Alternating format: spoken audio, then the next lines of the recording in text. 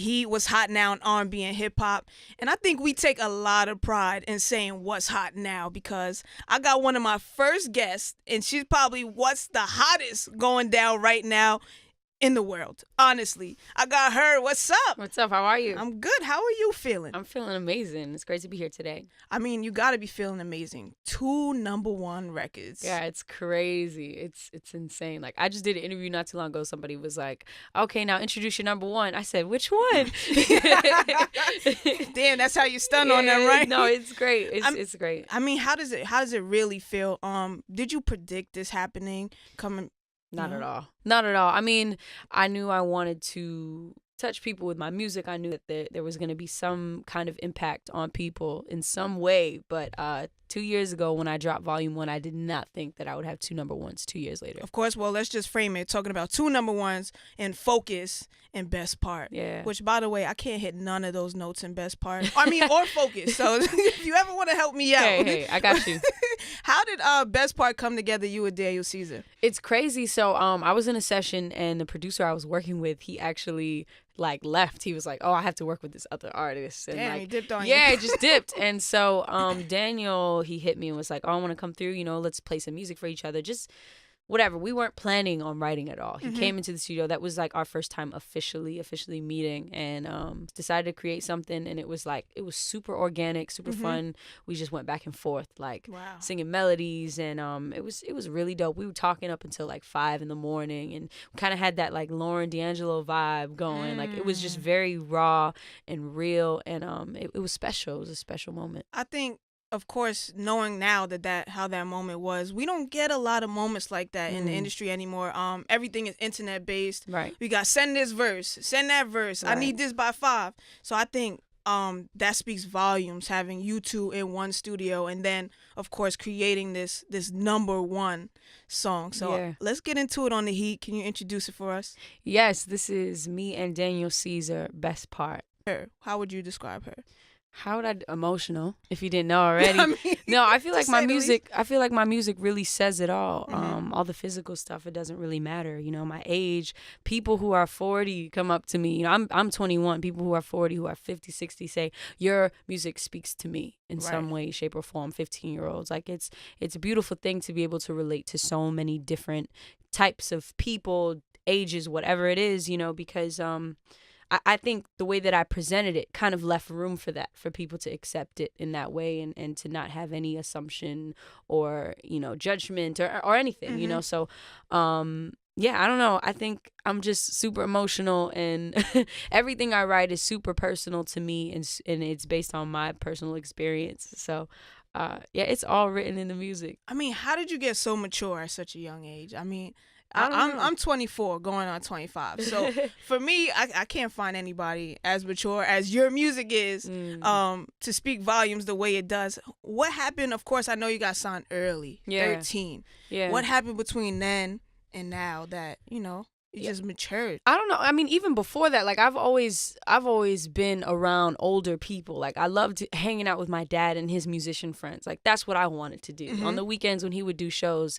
if it was a club, I'd have to sneak in somehow, to get with the older musician cats and learn from them. And I've been a very observant my whole entire life of people's stories and people's life experiences, and I try to learn from them. I try to, relate them to me. I don't know. I just have been very, very observant, I guess, and very reflective, and I write everything. Music is very therapeutic for me, so maybe it's that I have these reflective moments, and comes through the pen. Yeah, it just comes through the pen, and I don't know what it is. People tell me that all the time. I guess I just listen to a lot of old school music and hang out with a lot of older people. Well, you spoke on your dad, and obviously growing up in a musical background. How many instruments, for the record, do you play? I mean, mainly I play bass, drums, guitar, and piano. But there's other instruments that I've got up my sleeve. What you working on? I mean, upright bass and even the harp is what I'm trying to learn. But there's a lot of different things, Okay, and then I need one more question for the record. How many pairs of glasses do you own? People ask me this all the time. I'm gonna count one of these days, but I need you to count.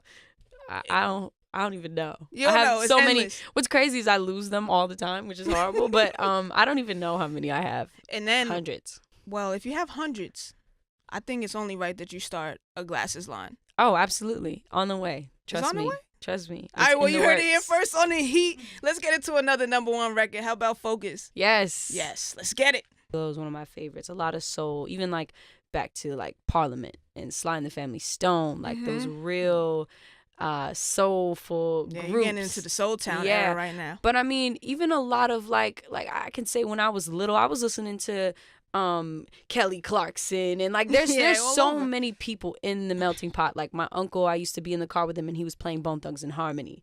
You know, like there's so many different people I was exposed to and loved. Like my mom loves Paula Abdul, like 80s, like everything. All over. Everything. I'm all over the place when it comes to my musical influences. The melting pot of everything. You can take everything from every genre of music. You can take anything from every genre of music. So if H.E.R was to work with anybody in the world right now, that's hard. Who would it be? That's hard. There's so many people I want to work with. I don't know. That's a hard question. I can't even. Nah, you gotta pick one. You gotta pick one right now. I mean, I want to work with Lauren. Honestly, I think we would. Honestly, something crazy. I hope Lauren just shows up to the session. I ain't gonna front, man. I don't want to do Lauren like that, but come on, man. No, but she really supports me. She really does. I mean, I saw a picture of you two together. That's legendary. I saw her there recently, and she shows a lot of love. So we're gonna speak it into existence. It'll happen. All right. So.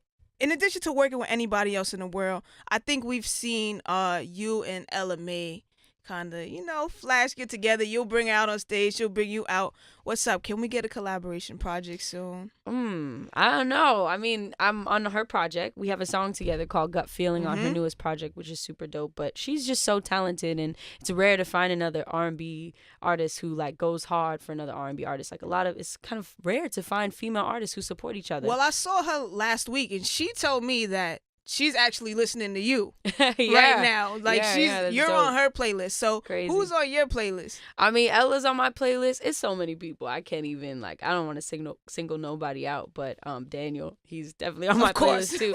Like I really go hard for especially my friends and people that I really admire personally, but she's definitely one of those people that is super down to earth and just about empowering other female artists, and that's what it's about at the end of the day, the celebration of R&B.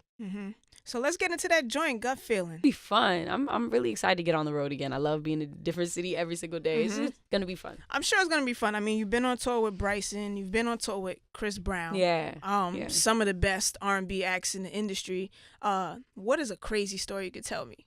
A crazy story? A crazy behind the scenes tour story. I don't know. We might have never heard. I don't know if this is too crazy. No, it's really funny. No, it's really funny. Chris Brown, right? So we're on tour. He's super cool, super chill. He runs around the venue and he has like this really big dog. And the dog is like this prestigious, like rare dog who's like $1 million. Like this dog is like $1 million dog. Yes, $1 million dog. So they're running around the venue and he runs into the room, and I love animals, so I'm like, hugging on the dog or whatever, and he gets up and he pees on my stuff. And I was like, yeah. And he was like, Chris was like, sorry. I mean, like, what can you do? I'm like, $1 million dog, and he don't, he don't know how to use the bathroom outside. Right. That was kind of crazy. Man, that's a crazy story. I mean, of course, the tour's coming up. What else is going on? Any new music we're going to hear soon? Absolutely. Maybe even before I get out on the road. Oh, yeah. Okay. So, you got to hit the heat with it first. Please let everybody know where to cop some tickets for this tour. Oh, I mean, search up the I Used to Know Her tour, Ticketmaster, whatever it may be. I'm super excited. I hope to see you there. I'm going to be there, and we're going to come through fly. All so right. You came through with the big drip. Oh, It's Swaggy Sie. I'm here with her. Let's leave out with this joint. Could Have Been, Bryson Tiller. The Heat is playing this heavy. All right. It's a fan favorite, man. Thank you for coming through. Thank you. Thank you for having me. And make sure you tell everybody also where to follow you. Okay, yes. You can follow me on IG at H.E.R Music Official and on Twitter at H.E.R Music X. Nice. We out of here. Peace.